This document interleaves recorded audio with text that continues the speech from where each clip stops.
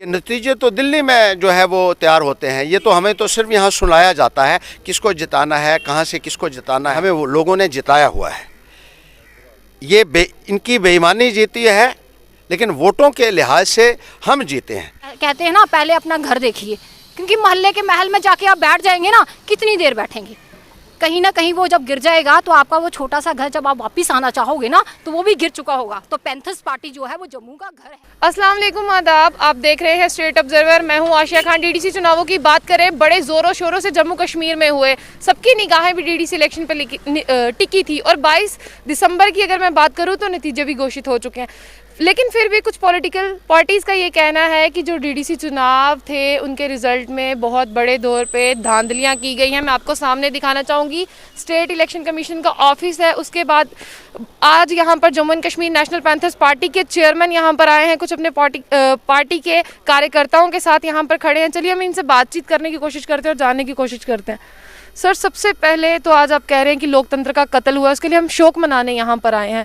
किस हिसाब से हम इसको समझे कि लोकतंत्र का कत्ल हुआ है? देखिए, जिस तरीके से आवाज़ें अलग अलग जगहों से उठ रही हैं और मीडिया के माध्यम से भी ये बार बार उस आवाज़ को उजागर भी किया जा रहा है। बड़े पैमाने के ऊपर धांधलियाँ हुई हैं और हम ये कहना चाहते हैं कि जितनी रिगिंग इस बार हुई है, इतनी आज तक कभी भी देखने को नहीं मिली होगी। मैं शुरुआत करूँगा जब वोट पड़े। जो पोलिंग स्टेशन होता है वहाँ एक पोलिंग एजेंट होता है जिसको सरकारी तौर पर एक इजाज़त होती है कि वो पोलिंग स्टेशन के अंदर भी होता है और उसके सिग्नेचर्स होते हैं जो है बैलेट बॉक्सेस के ऊपर। और उसकी ये जिम्मेदारी भी होती है, उसको एक अथॉरिटी भी होती है कि वो पोलिंग ख़त्म होने के बाद उन बैलेट बॉक्सेस के साथ जाए और उन बैलेट बॉक्सेस को स्ट्रांग रूम तक पहुंचाए, जहां उसको उसके सामने ही स्ट्रांग रूम को सील किया जाता है। लेकिन यहां किसी भी पोलिंग एजेंट को ये इजाज़त नहीं दी गई कि वो बैलेट बॉक्सेस के साथ जाए। उनको कहा कि आप पीछे रहिए, आपको इजाज़त नहीं है कि आप बैलेट बॉक्सेस के पीछे पीछे चलें या साथ में चलें, और ये हम खुद जो है ये खुद पहुंचाएंगे जहां हमने इनको पहुंचाना है। फिर जब स्ट्रांग रूम होता है जहां बैलेट बॉक्सेस को स्टोर किया जाता है, उस स्ट्रांग रूम की आप हैरान होंगे आसिया कि उसका छत ही नहीं था और सारे के सारे बैलेट बॉक्सेस, ये कहा जा रहा था कि उस स्ट्रांग रूम में जो है वो जमा किए गए। 8 बार उसको खोला भी गया।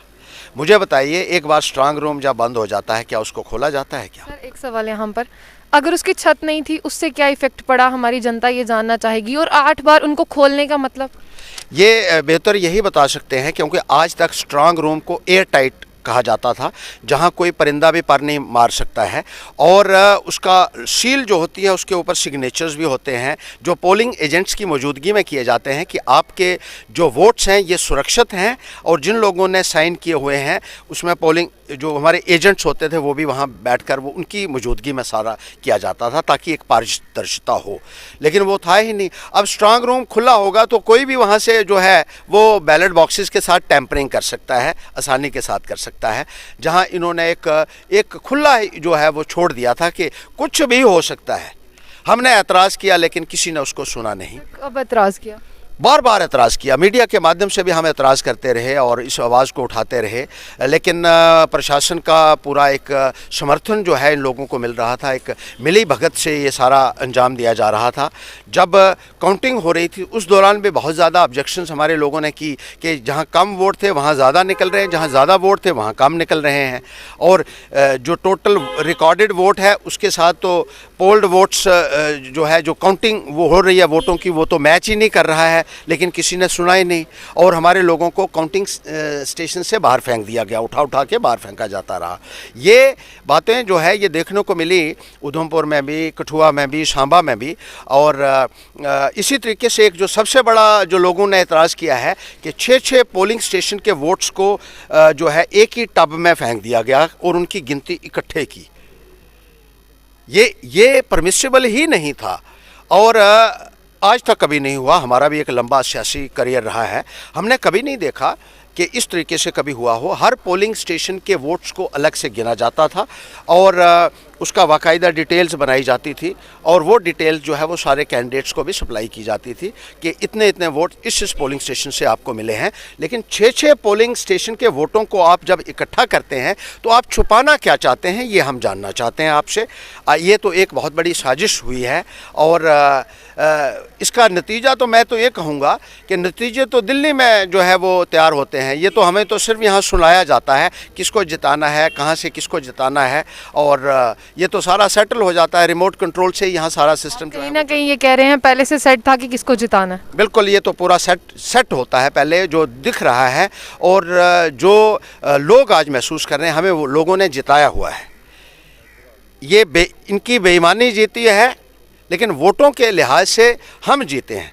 और ये इतना डर चुके हैं पैंथर्स पार्टी से बीजेपी वाले कि जिस तरीके से इन्होंने इसको अंजाम दिया है, ये एक खौफ इनके दिलों में था कि अगर पैंथर्स पार्टी इस तरीके से उभर रही है, सारे जम्मू में एक चर्चा चल रही है कि पैंथर्स पार्टी हर एक मुद्दे को लेकर अवाम के साथ खड़ी हुई, और ये लोग जब अपने एसी कमरों में बैठे रहे, पैंथर्स पार्टी सड़कों के ऊपर प्रदर्शन करती रही, लोगों की आवाज़ बुलंद करती रही, और ये सहमे हुए थे, डरे हुए थे, और मैसिव स्केल के ऊपर इन्होंने रिगिंग की है कि किसी न किसी तरीके से पैंथर्स पार्टी को आगे बढ़ने से रोका जाए, क्योंकि आने वाले वक्त में ये एक बहुत बड़ा विकल्प के तौर पर उभर रही है, तो इसको रोक लीजिए।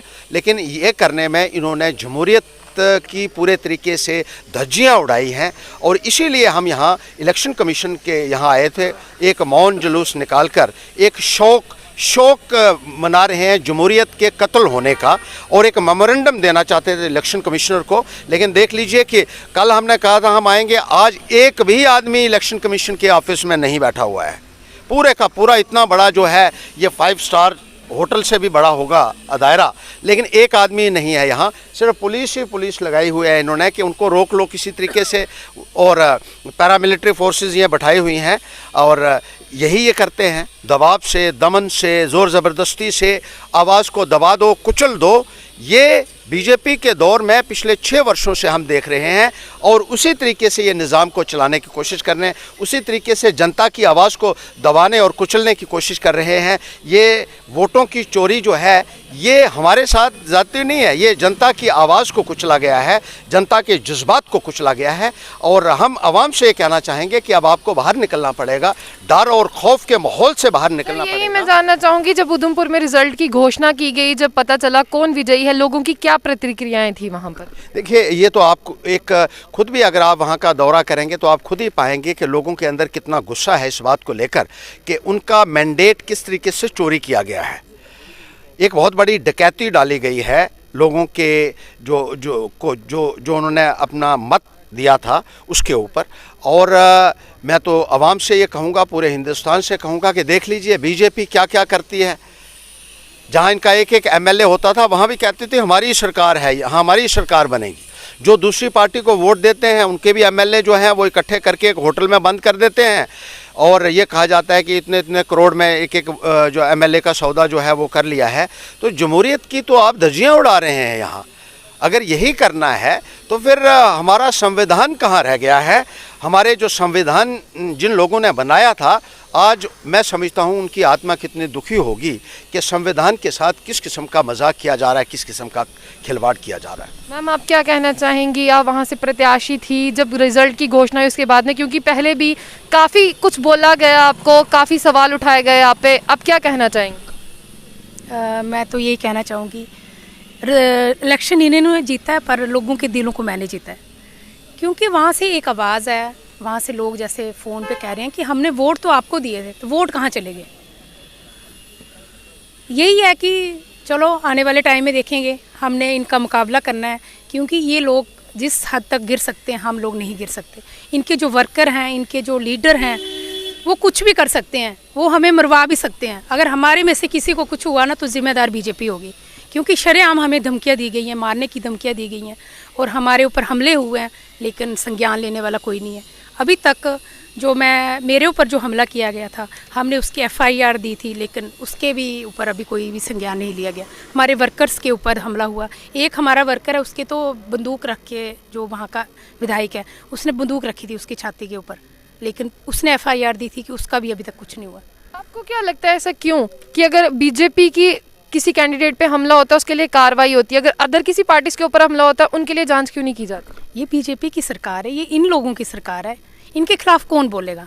अगर इनके खिलाफ कोई बोलता भी है तो वो पैंथर्स पार्टी बोलती है, और पैंथर्स पार्टी को चुप करवाने के लिए इन्होंने हमें ज़बरदस्ती हराया है। हम नहीं हारे हैं, तब भी हम कह रहे हैं हम नहीं हारे हैं। हमें किसी को 14 वोटों से हराया, किसी को 300 वोटों से, छोटे छोटे अंतर से हारे हैं हम। तो हमने भी वोट काफ़ी लिए हैं, इनका 3000 वोट ही हमसे ज़्यादा है।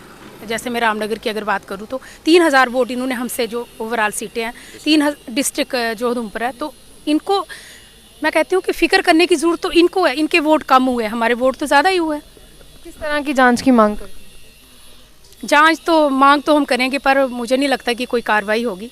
पर फिर भी हम जिसके लिए आज यहाँ पे आए थे, इनसे मिलने के लिए आए थे इलेक्शन कमिश्नर से, लेकिन यहाँ पे कोई भी नहीं है। पर मेमोरेंडम तो हम भेजेंगे और हम आशा करेंगे ये कार्रवाई करें। पर आप देख लीजिए, मुझे नहीं लगता कि कोई ये कार्रवाई करेंगे। यानी कहीं ना कहीं आपको डेमोक्रेसी पे विश्वास नहीं है ही नहीं है। ये तो जमहूरियत का कत्ल हुआ, तभी हम यहाँ आज हम जो खड़े हुए हैं, हमने एक शोक जैसे कहते हैं ना, शोक मनाने के लिए यहाँ पे आए। आपके व्यूज़ जानना चाहूँगी, आपको क्या लगता है कि जमहूरियत है या नहीं है? कहाँ रह गई जमहूरियत? आसिया देख लीजिए आप क्या हो रहा है यहाँ। जमहूरियत, कौन सी जमहूरियत की बात हम कर रहे हैं? मणिपुर में देखिए, गोवा में देखिए, मध्य प्रदेश बीजेपी की तरफ से तो कहा, देखिए, हाँ, बीजेपी की तरफ से तो कहा गया कि डीडीसी इलेक्शन में लोकतंत्र की जीत हुई, जमहूरियत की जीत हुई। इस किस्म का मजाक वो पहले भी करते रहे हैं जमहूरियत के साथ और लोगों के जज्बात के साथ, लेकिन अब जो उन्होंने किया है ये इतना भद्दा मजाक है जितना आज तक कभी नहीं हुआ होगा। और उम्मीद है हमें कि लोग इस बात का ज़रूर संज्ञान लेंगे। अगर ये अदारे नहीं लेंगे तो लोग ज़रूर इस बात का संज्ञान लेंगे, और ले रहे हैं कि उनको दिया हुआ मत के साथ किस तरीके से इन लोगों ने खिलवाड़ किया है। चलिए हमारे साथ फॉर्मर सरपंच जी, हम इनसे भी बात करते हैं। सर क्या कहना चाहेंगे? हम आप बीती आपसे सुनना चाहेंगे। जब हम college Udhampur degree college Udhampur में पहुंचे तो वहाँ पे उन्होंने कहा कि आप फ़ोन नहीं अंदर ले सकते। फ़ोन हमारे बाहर रख दिए, हमने गाड़ियों में रख दिए, और उन्होंने कहा कि आप अलग अलग पार्टियों के 5 आदमी को चुना गया, जिसमें मैं भी था।